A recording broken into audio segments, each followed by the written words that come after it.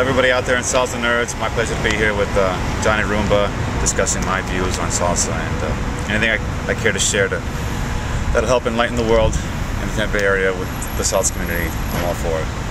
Now, talking about salsa community, how did you first get started? Well, let's try to make this short. It started about the Christmas of 2008. I saw my nephew, who was 17 years old at the time, dancing with his mother, my sister, at the family get together. They were dancing salsa, and my nephew was dancing great. He was actually a rueda that he was dancing with my mother, and he looked great. He was dancing great, and it just inspired me to want to take classes. I'd taken classes years before here and there, but that really watching my nephew dancing with his mother and looking great, that made me want to get back into the scene, really take on classes seriously. And so I first jumped around. I first took classes with Salsa Caliente, with Erica Upchipinti. She was awesome, learned there. Jumped around. I also took classes at Latin Group Dance Academy when Tata was there for a while. Then eventually I ended up at Island Touch Dance Academy when Jorge was there. I was actually there for about 3 years, and I really caught the love for salsa and bachata and other dances, cha-cha-cha and pachanga eventually, and other dances that I love so much that are Afro-Cuban based.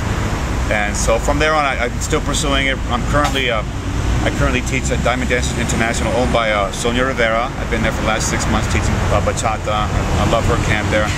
I'm recently teaching for Maria Ivanova of Euro Pilates over in Wesley Chapel. She teaches salsa out there and bachata, so we recently started teaching salsa. I recently started teaching salsa and bachata for her up at her studio. So, and I just love the Tampa scene a lot. I love the salsa community here. I think it's a nice, tight community. People are pretty much friendly. I've never met so many awesome people, had so many friends, and that's where I'm at. So I'm still teaching. I love teaching. Can't stop teaching. Right. And so, how do you feel about in general the new Salsa Congress, and what the state of salsa is in Tampa or just in general? How do you feel about what's going on in that area of salsa, especially around here?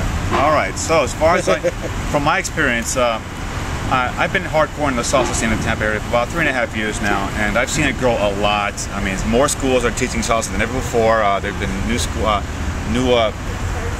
new places, not necessarily just salsa schools, but different dance schools offering salsa to their repertoire. Okay. And I see more people out. I'm out in the dance, a lot of the Latin dance nights. I'm out of those a lot. I'm always meeting new people that are wanting to learn. Last year we had our first Salsa and Bachata Congress that was hosted by a lot of the large schools here in the Tampa Bay area, including some in Orlando. That was a huge hit. I believe next year will be even a bigger hit, as long as it's promoted sooner and more schools are involved than last year. I think it could be bigger than last year. I see it growing. I see so long as the schools that do offer salsa are offering a standardized format that's easy for new students to follow, then they will stick to it. I don't mean making salsa easier. I mean, don't make it easier, but making it formatted to where they can learn it easier in a fun and friendly environment. Especially fun. It's all about the fun. Nobody goes there to get yelled at to learn salsa. They want to go to learn fun, have to dance, move to the music. Some soulful, some what have you. Yeah, right. No, and I think that's important. As any instructor, the consumers are paying to have a good time and learning. So that's the most important thing. I think that people that teach in a way that's military, I don't think they make it too fun. Now, are you going to be going to the Congress? Do you have a dance team? What's going on? Actually, I am working on a bachata team with Maria Ivanova at Euro Pilates. We have the Euro Bachata team. And it's a student team. We have a few people on there, and then we're just taking our time. We hope to be ready by the Tampa Congress, which is now September, but we'll make out some local venues. Okay. So I am working on it. It's my first attempt at choreography as a co-director, and I'm having a lot of fun. I love it, and I want to do more of it. Choreography is where it's at. It's where it really challenges you, makes you think about, where you want to place people, how much you want to commit to teaching to them, and you're really trying to bring these babies up to learn how to walk and run, and taking them to the school and graduate. It feels kind of like that. Not that I've ever had kids, but I imagine that's what it feels like. So that's nice. So September is the time. Wow. Well, then, so we're working on a team, and they're for Diamond Dancers, or is it going to be your?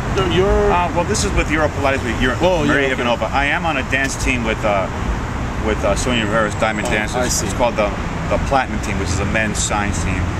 As a matter of fact, half hour from now, I'm going to go practice with the guys on the team hardcore because we're due to perform in the next 3 weeks, I believe, at in Jacksonville. But we're definitely going to be performing at the Orlando Grind, which is coming up next month. That's a huge event right there. It's one of the world-class events.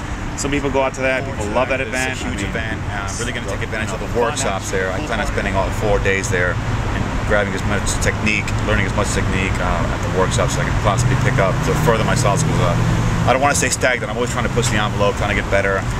There, I see guys in this scene that I respect a lot that are pushing the envelope, and I feel like I'm trying to catch up to them.